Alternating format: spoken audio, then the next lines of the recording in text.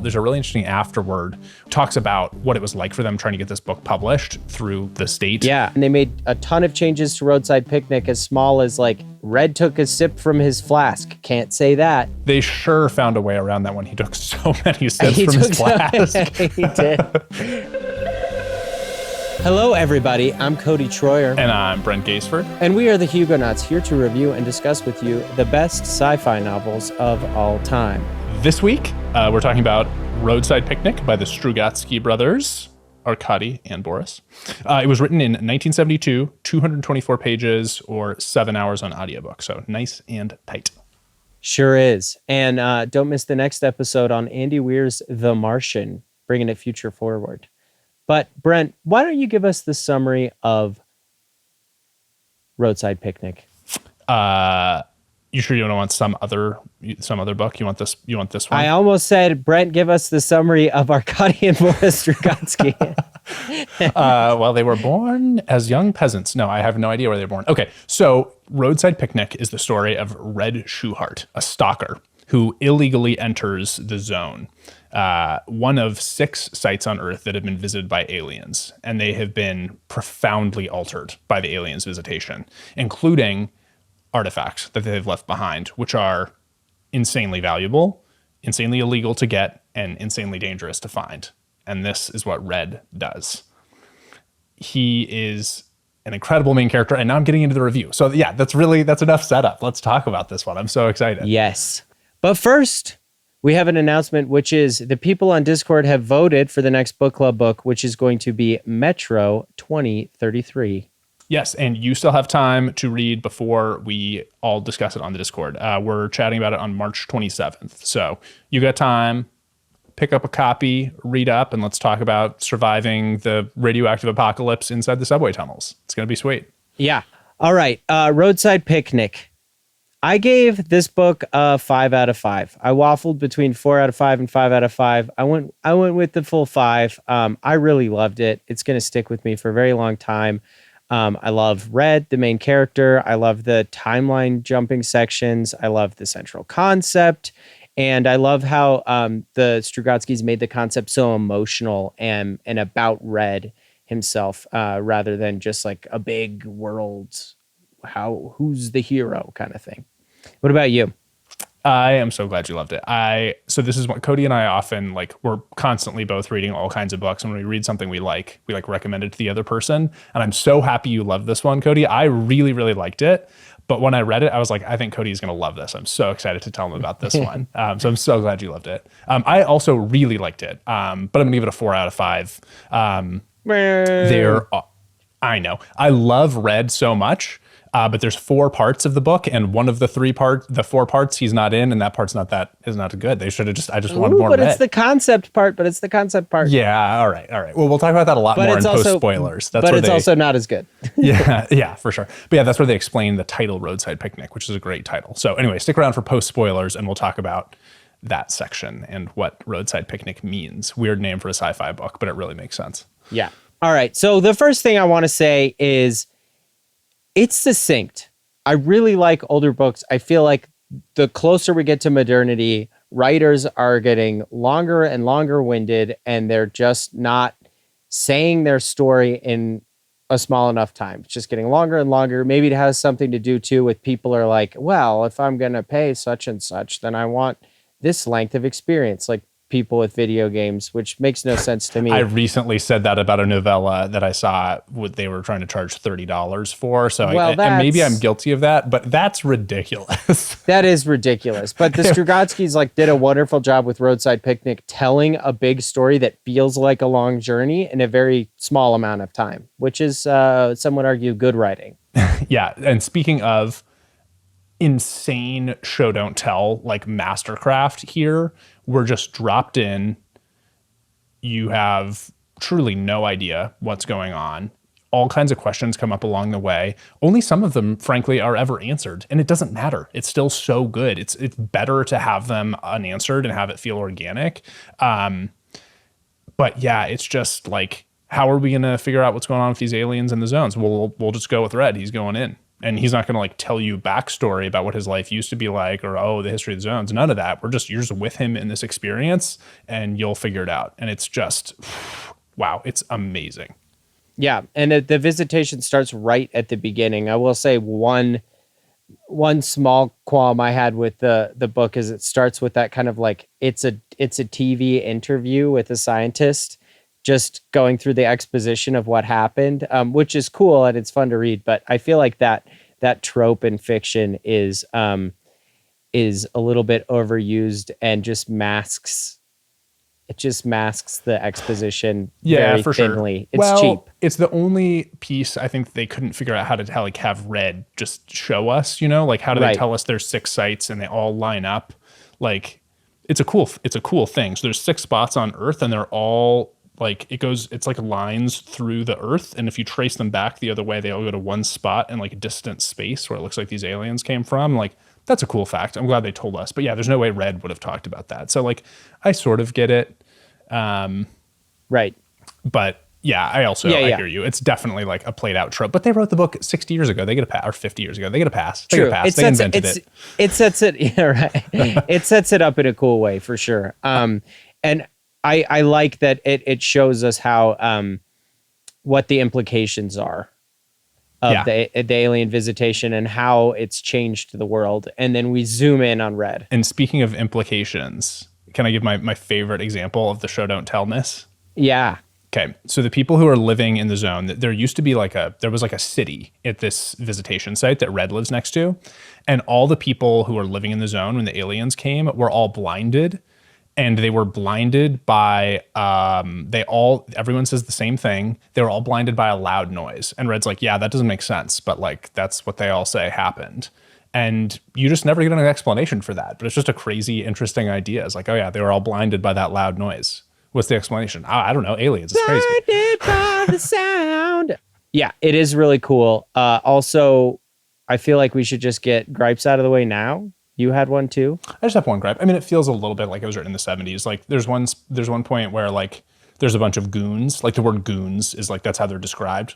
And like they're all like big black dudes. And like you shouldn't have the only black people in the novel be like the goons. That's not a good idea. Yeah, there's no other races mentioned. Yeah, that's the only time race is mentioned. Yeah. And there's like some, it's not bad compared to other stuff from the 70s and 60s and earlier, but like there's some like more overt descriptions of like women's bodies than we do now. So anyway, I still think this is a great book worth reading, but it was written in 1972. So it goes. Okay. I think we agree that the first half and the end are better. And then there's a little sketchiness in the middle, but man, it starts pumping like right away. Yeah. And I think we got to talk about Red. We keep mentioning him. So yes. Red is the main character who we follow. He is clearly an alcoholic, but like the most awesome kind of functional alcoholic where like, what does he take into the zone with him to deal with the stress? Just like a huge flask of liquor. And like, that's all he needs to handle the situation. Yeah, he keeps taking sips of the flask. Yeah. And like, you don't need water. You just need liquor. And he like gets in bar fights for good reasons. And like hot girls think he's the best. Anyway, yeah, but I'm making Red seem like he sucks, but he's so great. I did a terrible job of explaining Red. He's like a hairy-chested man guy from the 70s. Yes, Classic. Exactly. But actually extremely sweet, great guy. He only gets in bar fights with dudes who deserve it. He's looking out for the little guy. He cares about his family, like heart of gold underneath his extremely brusque, competent, powerful veneer. Yeah, absolutely. And kind of just good at what he does. Like it's kind of fun that he's like good at the zone. He's good at this fictional thing, and the Strugatskys make you understand the zone well enough and that the difficulties and the dangers of it well enough that you understand and feel like that he's really good at something fictional that you just learned about. It still hits. It really does. Well crafted. you feel the competence. This is definitely like a competence porn book where like the main character is just like so smart and awesome, good at what they do. And also the writing style, honestly, it reminds me of the way Cormac McCarthy writes like his main characters. Like the action is just like super terse, but just like in the description of what they're doing, you're like, oh, well, they're clearly like very good at this. Just like it has that same feel of like the way the action is described. Like he picked up the thing and turned and blah, blah, da, da, da, and it's like, I don't know. It just feels very good. It's like an Indiana Jones movie.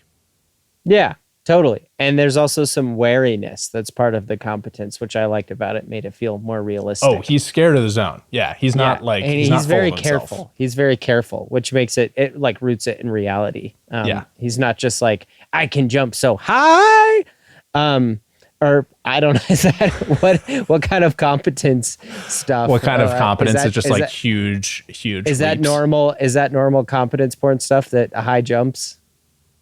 It is actually, did I tell you that I tried to read Princess of Mars, Edgar Rice Burroughs, the John Carter book? No. Yeah, it's not good. But yeah, that's his superpower is he shows up on Mars and he can jump like a mile. Oh, because of the gravity. Yeah, it's not right. Okay, cool. Yeah. Speaking of racist, oh my God, that book is so racist. And like the main character is like a Civil War hero from the South who like anyway, yeah. Princess of Mars, not good. Big yeesh. Big yeesh. Big can of yikes. Yeah. Anyway, yeah. Okay, so one thing that I loved about Roadside Picnic is one of the scientists at the beginning, they're trying, the interviewer's trying to get him to say, what does this mean for humanity? And he's like, God, we don't know. By far, the biggest implication is that it happened at all. And I just think that's a really interesting, honest answer to like what first contact would be like. Can I ask you something that I've been thinking about in this realm? I agree that like knowing there are aliens should change everything. It should just like change the way we think about the universe. What if, though, instead of something like this, where it's like a more advanced species coming to like see us, what if we like found a planet where there was like too much oxygen in the atmosphere, just from like really, the way we can like look at planet atmospheres today. And so scientists are like, yeah, we're 99% confident like there must be life on that planet. Would that have a big impact, or would people just be like, I can't see it, I can't touch it, like it's not real, like I don't believe you? Probably. But I guess in this book you can see it and touch it and it has an impact. So that's part of why, because everyone can see that it's happened. But I do agree with you that that if there was a planet somewhere out there, people would just be like, deep faked. I don't know. I don't want that to be true, but I'm afraid that would be true. We need the aliens to like hit us with the 6 visit sites. Yeah. I mean, it's all about narrative, right? We're emotional narrative-based creatures. So there'd be people who believed in it because they wanted to. There'd be people who didn't believe in it because they didn't want to. And there'd be some, squishing in the middle between the two sides. But I agree with you. I think that there's a very real possibility that people would just, say, AI did that, made that video with the woolly mammoths like Sora. Someone put that in Sora. I don't believe you. Yeah, for sure. All right. Well, I was curious to hear what you would think of that. Maybe we'll find out. I'm hoping that might happen in our lifetimes. Anyway, okay. Science aside. We'll see, buddy. Science aside, I also loved, there's a passage about all of the people who come to be stalkers. And Red's thinking about this, and there's he's getting a taxi ride from a young man who came to be a stalker, and he's like, all these guys come and then they become taxi drivers, they work as barbacks, they whatever, because they realize they can't hack it as a stalker. It's too dangerous. They either die in there or they don't get a chance to go in properly. No one's going to apprentice them. They come from all over the world, thinking that it's they're entitled to these riches. They're entitled to this sudden boost in fortune. And then they have to work these crappy jobs instead. And they go back to wherever they're from, disillusioned, and let's say because here too they'd been cheated. That's a line from the book. And they spread their disappointment to every corner of the globe. And I just that little passage just absolutely nails like male anger, inappropriate male anger based in entitlement. Yeah, I agree. Yeah, it would really like it's a total like side point in the book, but it just felt like so real and astute and like very much part of human nature. It's like, oh, some dude in California found gold. Like, all right, cool. Well, everyone who's 19 is obviously going to go. And is that going to pay off for him? Like, probably not. And it's just, it's just something I wanted to mention because I think, you know, often when a novel's really well written, you get stuff like that along the way. That's just, so a thought that you might have said in such an interesting way and seen in fiction just helps you. It's a great reason to read fiction. Brent, what is the zone? Why is it dangerous? What lurks in the zone? Why can't it be mapped? I was just going to say that I feel like we should do post spoilers because I have a bunch of stuff that I would love to say about the zone, but I feel like we're going to wander into the spoiler territory. You all, I'm sure, have noticed that we're being like pretty obscure about like what literally actually happens in this book. And that's because so much of what makes it great is like the experience and seeing the zone for that first time through Red's eyes. So I think that we should maybe talk about the interesting afterword where they talk about publishing the book and then maybe get to post spoilers because I don't want to like, we're like dancing. We're dancing so much, you know? But I totally agree. That was more of like a joke to get you to basically say that the world is really interesting and you have to experience it. You'd be completely spoiling the whole thing. Another interesting thing about this novel is that it's set in America, or at least like in an English-speaking Western country. So it's definitely not set in Russia. Yeah. Right. Russian authors writing about, let's just say, America, that feels like Russia. It's a really interesting like sandwich. Yeah, I wonder if they were allowed to travel because like scientists would sometimes get out of the Soviet Union, but like did writers? I don't know. Yeah, I'm wondering. I'm also wondering if they did that to try to like avoid censorship in some ways. Right. But that proved to be unsuccessful. They still ended up getting the horrible. There's a really interesting afterword where was it Boris or Arkady? I think it was Arkady. Anyway, talks about what it was like for them trying to get this book published through like the insane bureaucracy and all the different like committees that can decide if your thing is like okay for the state in the Soviet Union. And yeah, anyway, it sounds hellish. It sounds much worse than trying to get your book published in the West, which is very hard here. But here it's like just people be like, I don't know if enough people are going to buy this. There it's like, oh, well, comrade so-and-so doesn't like you. So the interesting part, and all this information's in the afterword of the book. And the interesting part about that to me was when you say hellish, it's like hellish, yes, but it's like it's more hellish in just how irritating it sounds. It's it's like death by a million cuts. It took them 8 years, and they were like, we already wrote books, we wrote movies, we were like part of the state entertainment creating apparatus as writers, and this was about to get published, and then they were like, we got to censor it. But this different book that has other subjects that probably are worse did get published. And then they made a ton of changes to Roadside Picnic, as small as like Red took a sip from his flask. Can't say that. And over. They sure found a way around that one. He took so many sips from his flask. He did.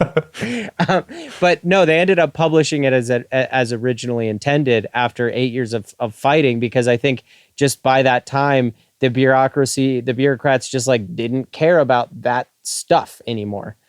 So it just sounded like such an annoying process. They also interestingly brought the word stalker into the Russian language. Yeah, they pronounce it weirdly though, right? I'm trying to remember. It's like Stoker. Stoker? Yeah. Okay. But if you look at the Cyrillic, it's just, Stoker, Stoker, but written in Cyrillic, the equivalent. And it's really interesting because they were like, we brought that word into Russian all by ourselves, maybe with the help of Tarkovsky in the movie Stalker, but they were like, the Russian people just like, it made so much sense to them that they wanted to keep it and keep using it. It's a good word. Oh, hold on. We can talk about the movie pre-spoilers. So you just watched the Tarkovsky movie, right? What'd you think of it? I did. I had seen it before, or so I thought, and I thought it was good. And then I watched it a couple days ago, and it's fine, but it's it's Tarkovsky and it's late 70s. It's very slow. There's a lot of shots that are like you can cut to the next shot anytime you like. But the feel of the zone. I think he really nails. It's also a completely different story. I mean, it's rooted in the same stuff, but it's wildly different. But the feeling of the zone was really compelling. And they shot it at like some two old Estonian hydro power plants. So it's all real and it makes it look really cool. So it's worth checking out if you're into that So if you want thing. like an aesthetic, it's a sweet aesthetic. That's exactly right. Vibe, aesthetic, aura, any of those words. Brent. And there's also a video game called Stalker, which Right. is actually made by a Ukrainian company, which is sweet. So your money is going to the Ukrainians. And it's supposed to be very good. But neither Cody or I have a gaming PC, so we haven't played it. So we don't know if it's any good. But tell us in the comments. We've heard it's good. I love to dream about a day when I have a gaming PC again. So tell me if this is one I should. And there's a new one. There's a new one coming out. I guess they're the first two are kind of old. Stalker 2, something like that. But they just three. Three. Oh my. Yeah, the third one's coming out soon. Apparently, and they also set it in Russia, even though the novel's in America. I guess it just sounds so Soviet that everyone was like, "Oh yeah." Anyways, should we recommend some similar books so we can talk with the good folks who want to listen to the post spoilers about stuff? Definitely. Because we got a lot to say there too. Yeah. You want to go first? Should I go first? I'll go first.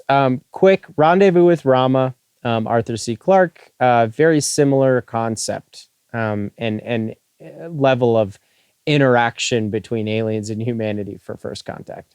Yeah. So. Interesting. You pretty much can't say anything else for that recommendation. That seems like such an off the wall recommendation, but I agree with you. It makes sense, and we won't say why at all. Okay. Okay. I'm going to recommend No Country for Old Men by Cormac McCarthy. I mentioned this earlier. Red feels like a Cormac McCarthy protagonist to me, just like hyper competent, super cool, but like not. Whatever. I don't have to qualify this. He's hyper competent. He's super cool. He's awesome. Just like theirs are. Like in No Country for Old Men, or The Road, if you want to read a sci-fi book. The man is the man. Yeah. So yeah. And finally, I'll recommend Anxiety is the Dizziness of Freedom by Ted Chiang. It's one of the short stories in the Exhalation collection. It's the one about the tablets that see between quantum parallel universes, so you could talk to yourself, see yourself in parallel worlds. The reason I recommend this and some other stories from Exhalation is that it has that the same feel that Roadside Picnic does of seeing a huge implication event and what the world would look like, but through the eyes of very small, kind of relatively insignificant to the whole world characters. And I really love that kind of stuff. It feels a lot more emotional and real when you're assessing speculative ideas. Love Ted Chiang. Yeah, I mean, it's Ted. Get on it. All right, should we do the post spoilers? Yes. If you do not want to hear about what happens at the end of this book, turn back now until you read it and then come back. But here we go. Okay. So there's 4 parts to this book.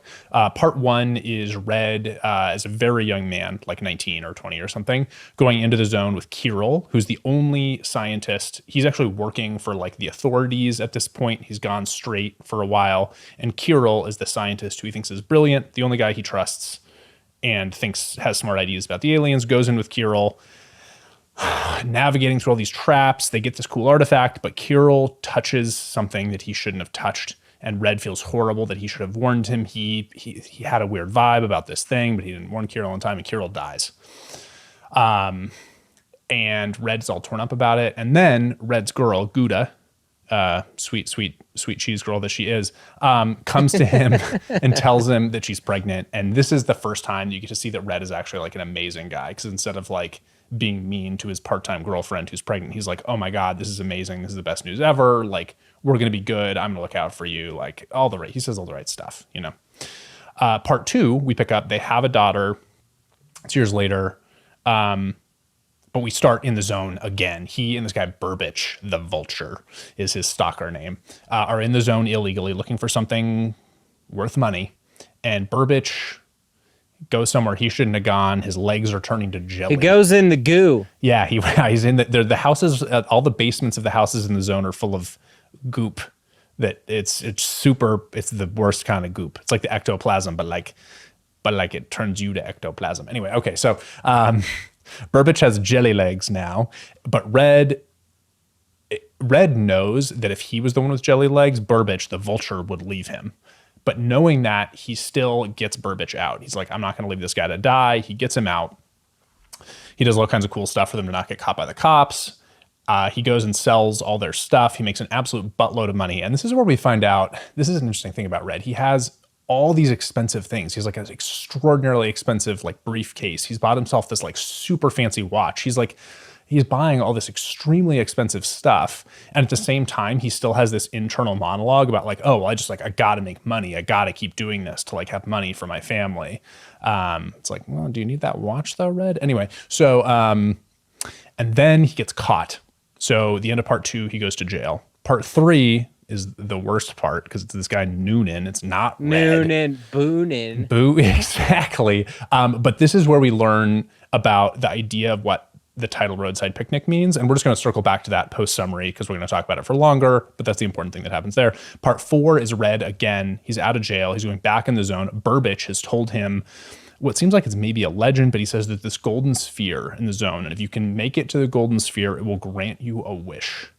And so Red goes in with Burbage's son, Arthur, and they successfully get to the sphere, but Arthur doesn't make it. Burbage's son dies, and Red gets to the sphere, and Red has to figure out what to wish for. And that we will also spend a bunch of time talking about, so I'll leave it out of the summary so that we can be done summarizing and talk about all the awesome stuff that happens in the back of this book. Well, and it's also where the book ends. So you got there. There's no more cliffhangers. Okay, let's start with small stuff first. The traps are so cool. It's like a Dungeons and Dragons campaign, or like Hunger Games for those in favor of Hunger Games.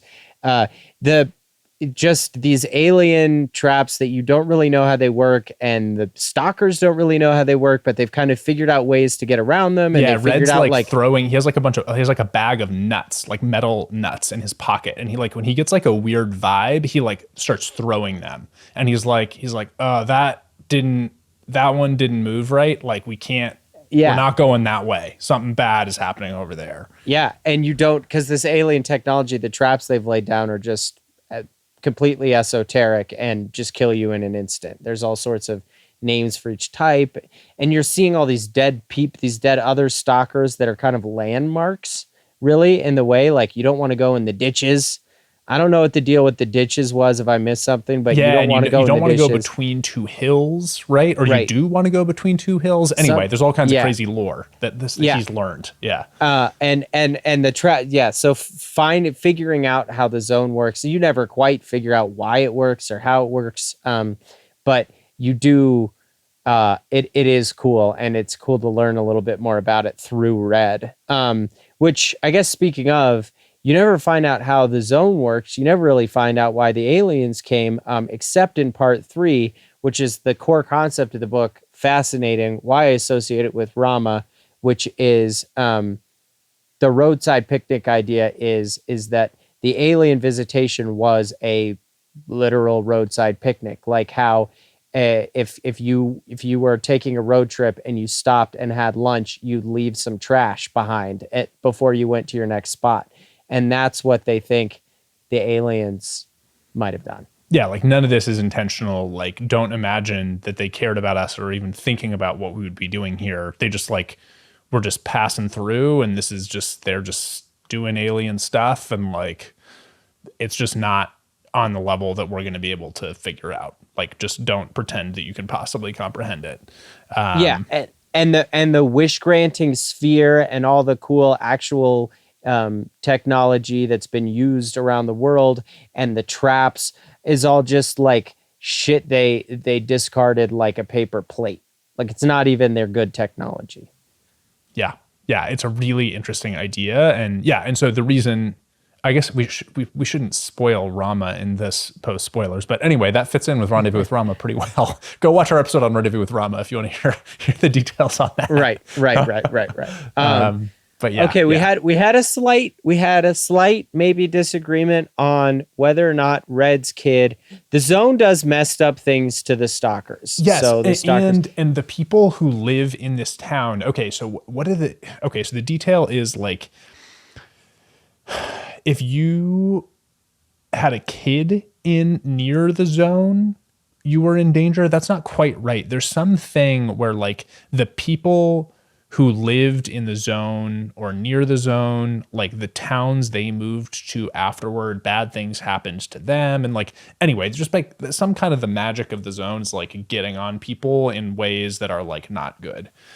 And so in part, it's kind of you see why people have associated it, and that the movie heavily and the games heavily are associated with like nuclear fallout and radioactivity, which can like literally get on your clothes and then you can like hurt your loved ones, bring it back, and mess up babies and children and adults, I suppose. But there's a close comparison, even though it's not necessarily in the book, that people think that this book predicted Chernobyl, which is interesting, but it doesn't feel like that to me. It feels like there's a bit of nuclear element, but that's the only part of it. It's really about the aliens and the technology, and they just got the idea of radioactivity coming back from that. So Red's kid, so in part 1, Red doesn't have a kid yet. In part 2, he does have a kid, and he's like very sweet to her. He calls her the monkey. That's like his pet name for his kid.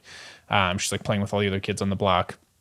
And then in part 4, it's just like very clear something is wrong with her. And like they've been taking her to specialists, and she can't seem to speak anymore. But they never like spell out exactly what's wrong with her, but you think she literally has become a monkey, right?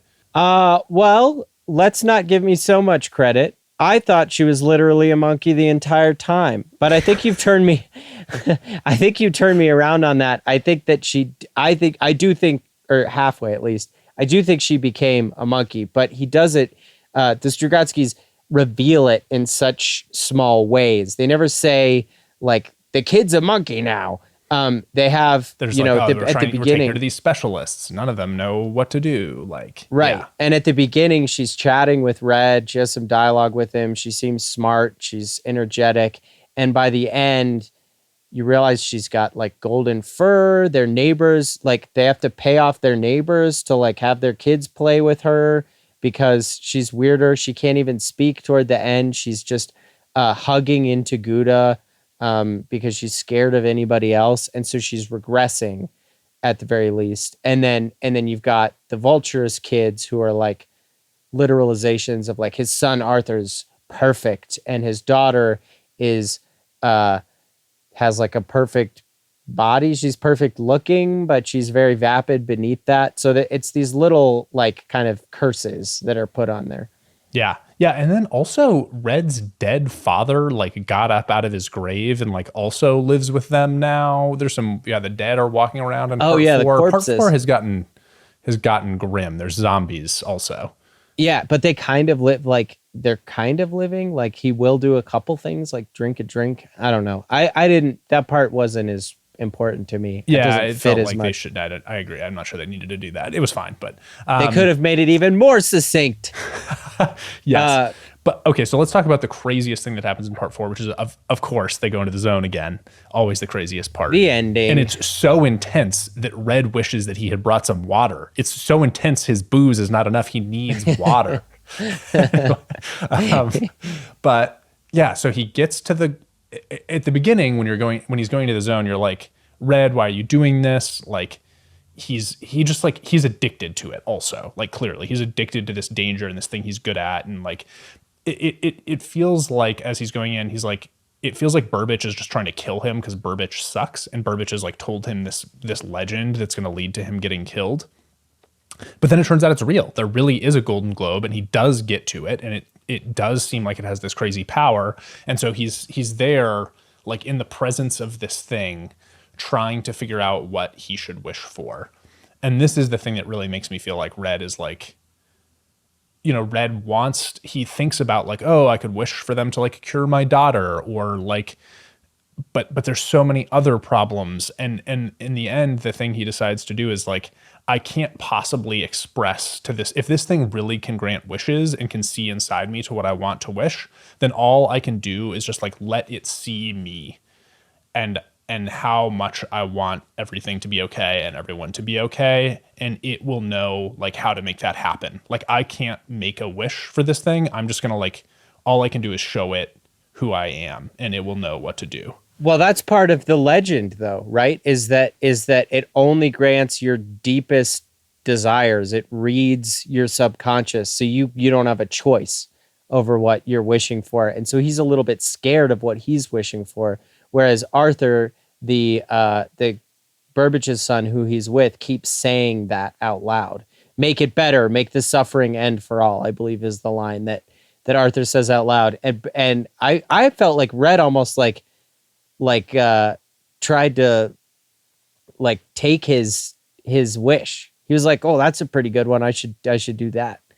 I felt like he believed it, but he definitely was trying to like to pull inspiration from Arthur. Because Red is he's not like the kind of guy who thinks about everyone. You know, Red is a good person, but he's like not thinking about societal problems and suffering for other people. He's thinking about the monkey. He's thinking about the monkey. He's thinking about his family. He's thinking about just the people he knows. He's thinking about getting more money. Like he's just like, you know, he's just not concerned about that, but in a way that like, I think all of us wish we could free ourselves of some of that. Like we all spend a lot of time thinking about things that we have no control over. And Red does not. Seems nice. Yeah. And I think Arthur does too, which makes the ending that much more painful, right? Because you kind of start getting the sense, you know, Arthur brought the gun with him with one bullet in case he needed it to commit suicide. And you get the sense you're like, okay, Arthur went in because Burbage doesn't have any legs, but Burbage wants to get someone to the golden sphere. And Red wants to get there too. But they both know. But Burbage was willing to sacrifice Arthur. Burbage knows that his son is going to die. And he's like, I'm going to send him anyway because maybe I'll be able to walk again. Burbage is just like a self-centered asshole. He's horrible. And Arthur starts to become Red's surrogate son. To show you how good-hearted Red is, he starts to respect Arthur and like him and treat him as a noble child. And he's listening to directions well. He could be a good stalker, but he knows that he's going to have to sacrifice him at the end because the whole deal with the sphere is that there's one trap right before it that you have to throw somebody on. Somebody's got to die or else you can't get to the sphere. And so he's trying to come to terms with like, am I going to sacrifice myself or is it going to be Arthur? And then it kind of, I feel like Arthur just like makes a run for it and kind of makes the decision Red for him. didn't end up like having to make the choice. Arthur like screwed up. Burbage put Arthur in a situation that he was not prepared for. And like Arthur got hurt. It was not Arthur's fault, but like there was nothing Red could do to protect him. It was just like, but it was Burbage's fault. It was kind of incredible how quickly like the Strugatskys made me love Arthur and feel sad about this situation because it was through Red and how Red was feeling. I mean, at the end of the book, we get him wishing for that stuff for everyone to feel better and for everything to be better. And that's just where it ends. It's a perfect ending. You can't make nothing you write after that works better than this is what human hope is like. That's the point. This is human hope. Do we know if it works? We never will. Yeah, for sure. Yeah, it was an amazing ending. Yeah, if it wasn't for the Noonan section, part 3 of 4, it would definitely be a 5 out of 5 for me. Because yeah, every part with Red is like its own amazing thing. Yeah. Okay, so there's one other thing I think we should talk about, which is like Red's arc and this idea of being like a treasure hunter and like when is enough? Like, because that's like the other interesting part of his character, right? Is like he's like, greedy for the right reasons. He is, but also he like that's where like the watches and the shoes and like he thinks he gets on the hedonic treadmill, right? Like I don't know if this is them like trying to like I think they're just trying to point out something about society, but like you know, a lot of people when they get some power or they get some money, like they want more power and they want more money. And soon it doesn't matter how much you have, you just want more. And like, yeah, Red is a good dude, but like, yeah, he falls into that. Like if all he needed was money for his family, it becomes very clear in part 2 before he gets arrested, like he has enough money for the rest of his life if he chose to live like not as an extravagant a lifestyle, but like he thinks that he needs more and like there's no amount that would be enough. Well, it's kind of he's also obsessed with the adventure and the it's the only thing he's good at. So he's obsessed with the adventure and he doesn't know what else he would do anyway. So he's on the hedonic treadmill, such a good term, great use. For more reasons than Burbage, who's just like more money, fix me, my stuff.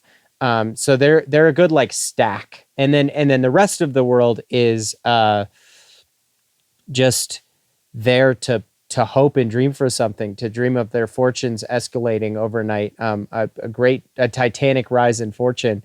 And the you mean like all the guys who like come to whatever the town is trying to be stalkers all over the world who are willing to take on that danger. And I think it does a good job of showing at once the Strugatskys are showing that it's so difficult for so many in the world and